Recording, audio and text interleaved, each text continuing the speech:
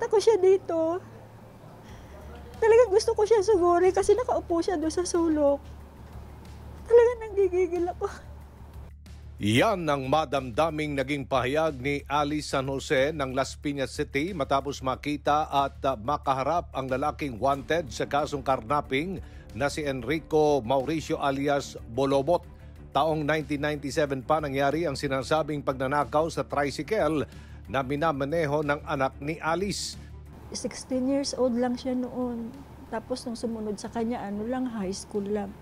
Kaya yung hirap nung mga anak kong yun, talagang hindi ko kayang kalimutan.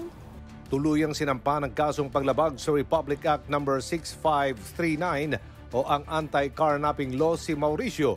At noong 2017, ibinaba ng korte ang hatol na guilty beyond reasonable doubt laban sa suspect. Kaso ang problema, agad nang nagtago si Mauricio.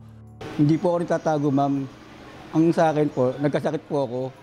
Tapos, siyempre, parang nung magkasakit po ako, lumipas sa maraming taon siyempre, parang natakot po ako bumalik doon sa may, paghihiling namin. Nitong Martes, matapos ang 6 na taong pag-iwas sa batas, tuluyan nang naaresto ng pulisya si Mauricio sa kanyang bahay sa Miranda Compound sa Las Piñas City. Bakalaki ng Miranda Compound.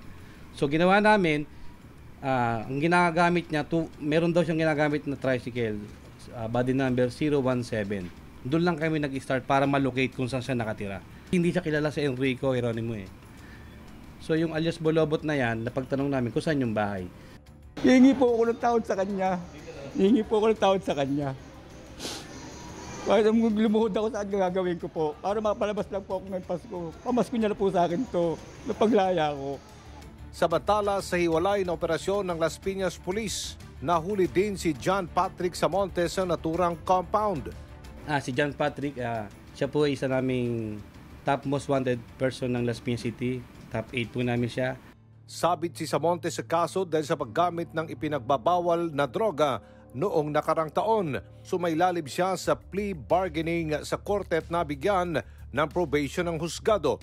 Pero nabigo si Samonte na gampanan ang tungkulin nito sa iginawad na probation.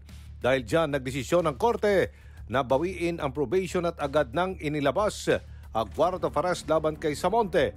Unang aresto namin sa kanya, unang attempt namin ng pag-aresto sa bahay niya. Nagabulan po kami yan sa bubong. Palapit pa lang kami sa kanila, naramdaman niya kami mga pulis may papasok na. Tumakbo po yan sa taas, sa bubong, pumanik po kami, hinabol namin. Napakadulas po kasi. Masyado po siyang payat, madulas, mabilis tumakbo, hindi po namin siya inabot. Dahil po sa buntis po yung asawa ko, gusto ko lang po makita muna yung anak ko bago po sumuwi sa kanila. Halos 2 linggo ding tinrabaho ng mga otoridad ang pagdakip kay Samonte na ngayon ay himas rehas na sa Las Piñas PNP. Hindi mo talaga pwedeng pagtaguan ang batas. Pag yan may kaso ka, dapat harapin mo yan. Kasi sa bandang huli magsisisi ka, mahuhuli ka.